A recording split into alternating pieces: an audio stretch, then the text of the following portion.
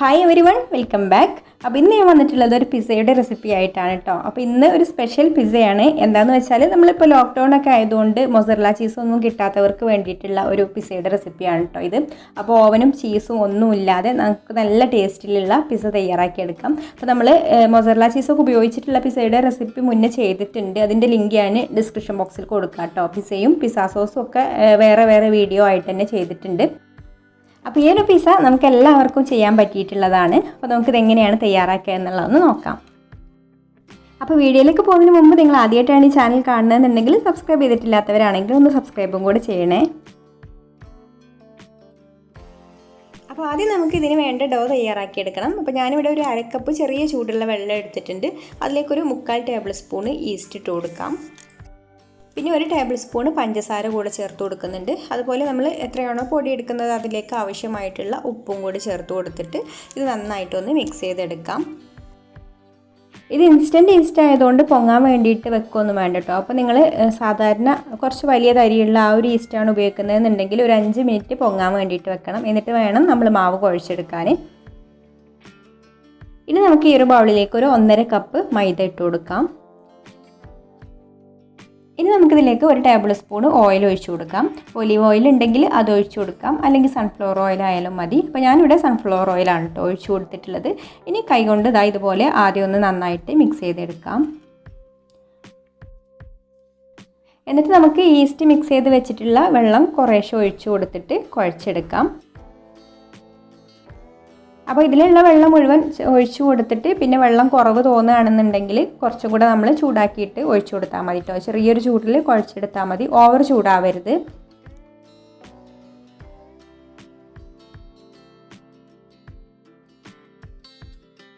മാവ് കുഴച്ചെടുക്കുന്ന സമയത്ത് കുറച്ച് ഇതുപോലെ ഒന്ന് സ്റ്റിക്കി ആയിട്ട് നിൽക്കണം കേട്ടോ. നമ്മൾ ചപ്പാത്തി മാവിനേക്കാളും കുറച്ചും കൂടെ ഒന്ന് ലൂസായിട്ട് വേണം കുഴച്ചെടുക്കാൻ. ഇപ്പോൾ നമ്മളിവിടെ മാവ് നന്നായിട്ട് കുഴച്ചെടുത്തിട്ടുണ്ട്. ഇനി നമുക്ക് ഇതിൻ്റെ മുകളിൽ കുറച്ച് ഓയിലൊന്നാക്കി കൊടുത്തതിന് ശേഷം ഇത് അടച്ച് മാറ്റി വെക്കാം. ഓയിൽ ഇതുപോലെ എല്ലാ ഭാഗത്തും ആക്കി കൊടുക്കുക.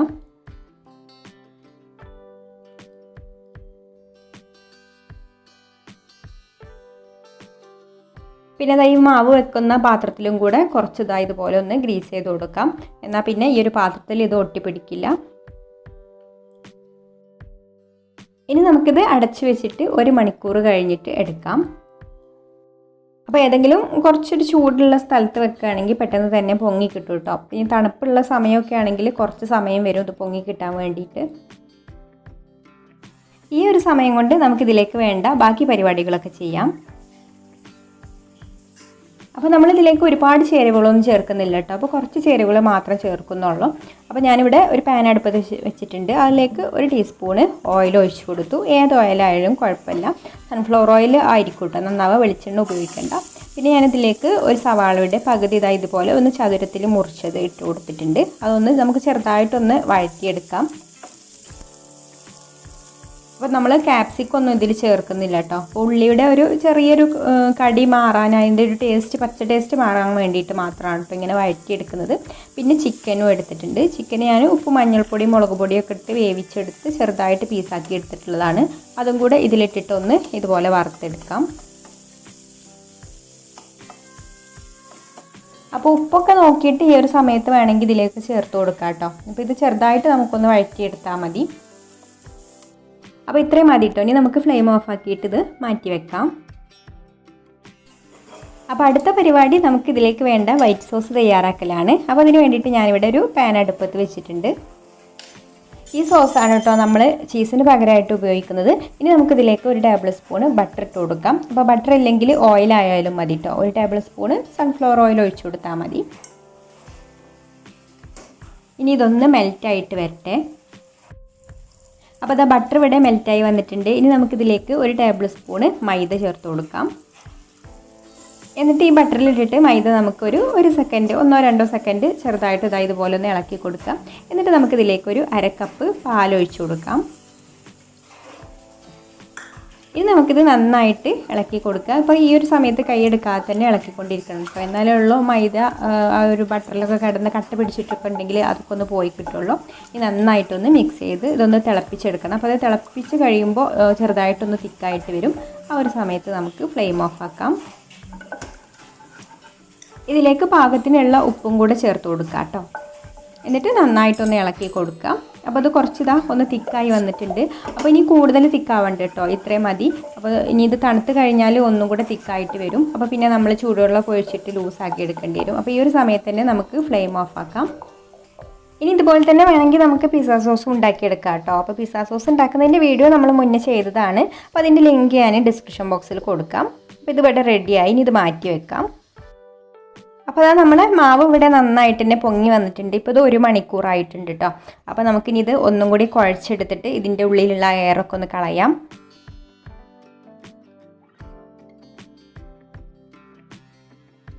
കയ്യിൽ ഒട്ടി പിടിക്കുന്നുണ്ടെങ്കിൽ കയ്യിൽ കുറച്ച് ഓയിലാക്കിയാൽ മതി കേട്ടോ. എന്നിട്ട് ഇതുപോലെ കുഴച്ചെടുത്തിട്ട് നമുക്കിതിൻ്റെ ഒരു പോർഷൻ എടുത്തിട്ട് പരത്തിയെടുക്കണം. അപ്പോൾ നമ്മളത് ബേക്ക് ചെയ്തെടുക്കുന്നത് ഈ ഒരു പാനിലാണ് കേട്ടോ. അപ്പോൾ ഇതിൽ തന്നെ നമുക്കിത് പരത്തിയെടുക്കാം. കഴിയുന്നതും തിന്നായിട്ട് തന്നെ പരത്തിയെടുക്കുക കേട്ടോ. കാരണം നമ്മളിത് ഓവനില്ലാതെ അല്ലേ ബേക്ക് ചെയ്തെടുക്കുന്നത്. അപ്പോൾ തിന്നായിട്ട് പരത്തിയെടുക്കാം. അപ്പോൾ കൂടുതൽ മാവ് എടുക്കണ്ട. നമ്മൾ പാനിൻ്റെ വലുപ്പത്തിനനുസരിച്ചുള്ള മാവ് എടുത്തിട്ട് ഇതുപോലെ പരത്തിയെടുത്താൽ മതി.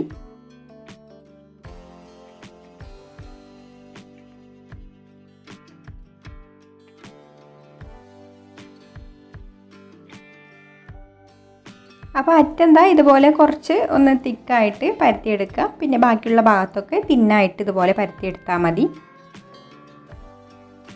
അപ്പോൾ അത് ഇത്രയും ബാക്കിയുണ്ട് കേട്ടോ. മുഴുവൻ ഞാൻ ഈ ഒരു പാനിൽ പരത്തിയിട്ടില്ല. അപ്പോൾ ഇതും കൂടെ പരത്തിയെടുക്കുകയാണെങ്കിൽ കുറച്ച് കട്ടി കൂടി പോവും. അപ്പോൾ ഇത് ഞാൻ വേറൊരു പാനിൽ പരത്തിയെടുക്കുകയാണ്. ഇനി ഞാനിതിലേക്ക് പിസ്സ സോസ് ഉണ്ടാക്കിയിട്ടില്ല കേട്ടോ. അപ്പോൾ നമ്മൾ എളുപ്പത്തിൽ ചെയ്യുന്ന ഒരു റെസിപ്പി ആയതുകൊണ്ട് തന്നെ ഞാനിതിലേക്ക് ടൊമാറ്റോ സോസാണ് എടുക്കുന്നത്. ഇത് ചില്ലി ടൊമാറ്റോ സോസാണ് കേട്ടോ. അപ്പോൾ സാധാരണ ഒരു കെച്ചപ്പിൽ നിന്ന് കുറച്ചും കൂടി ഒരു സ്വീറ്റും സ്പൈസിയൊക്കെ ആയിട്ടുള്ള ഒരു സോസാണിത്. അപ്പോൾ അതിൽ നിന്നും കുറച്ചും കൂടി ഒരു ടേസ്റ്റ് കിട്ടും. അല്ലെങ്കിൽ നമുക്ക് പിസ്സ സോസ് ഉണ്ടാക്കിയെടുക്കുകയും ചെയ്യാം. ഇനി നമുക്ക് ഈ ഒരു സോസ് എല്ലാ ഭാഗത്തും ഒന്ന് ഇതുപോലെ സ്പ്രെഡ് ചെയ്ത് കൊടുക്കാം. ഇനി നമുക്ക് ഇതിൻ്റെ മുകളിലായിട്ട് ചിക്കനും ഉള്ളിയും കൂടെ വഴറ്റി വെച്ചത് ഇട്ട് കൊടുക്കാം.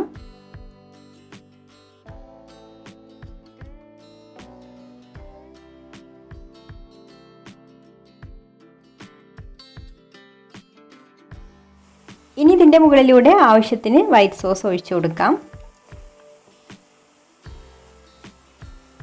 ഈ വൈറ്റ് സോസിന് പ്രത്യേക ഒരു ടേസ്റ്റ് തന്നെയാണ് കേട്ടോ. മൈദയുടെ ഫ്ലേവർ ഒന്നും വരില്ല. കാരണം മൈദ നമ്മൾ ബട്ടറിലിട്ടൊന്ന് വഴറ്റിയെടുത്തതുകൊണ്ട് നല്ലൊരു ഫ്ലേവറാണ് വരിക.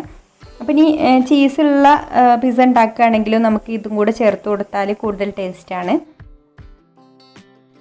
ഇനി ഇതിൻ്റെ മുകളിലൂടെ ഞാൻ കുറച്ച് വറ്റൽമുളക് ക്രഷ് ചെയ്തെടുത്തത് ഇതുപോലെ വിതറി കൊടുക്കുന്നുണ്ട്. അപ്പോൾ നിങ്ങൾക്ക് ഇനി വേണമെങ്കിൽ കുരുമുളക് പൊടി വേണമെങ്കിലും ഇട്ട് കൊടുക്കാം കേട്ടോ.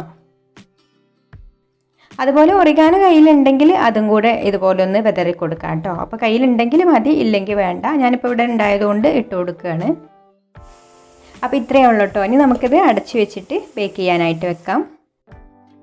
അപ്പോൾ അത് ഞാൻ ഇതുപോലെ ഒരു ചട്ടി സ്റ്റൗവിൽ വെച്ചിട്ട് നന്നായി ചൂടാക്കി എടുത്തിട്ടുണ്ട്. അതിൻ്റെ മുകളിൽ വെച്ചിട്ടാണ് കേട്ടോ നമ്മളിത് ബേക്ക് ചെയ്തെടുക്കുന്നത്.